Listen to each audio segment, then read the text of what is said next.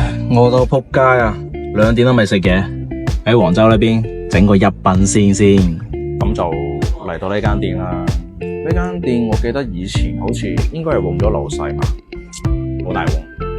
就係佢嘅份量係到底嘅，筷子有啲奇怪，一長一短。因為佢我好中意食呢啲鋪頭仔啊。可能佢煮法比較簡單，但係用料係比較紮實。咩都唔多，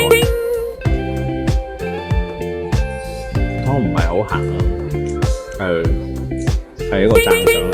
因為太鹹嘅話咧，咁你要飲好多水啊，咁肯定唔係幾好。同埋咧，佢個碗你唔好睇佢大，佢入面真係裝滿飯，好 Q 大碗。即係你現場睇係成個盤咁大，就比較啱我呢啲比較食得嚟。10零蚊嘅碗粉，有咁多丸喎，咁多粉。反正如果你過嚟食快餐，肯定夠飽啊！依家全部一圍套餐真係唔錯，不過拉到2、3點。我諗平時應該好多人喺度，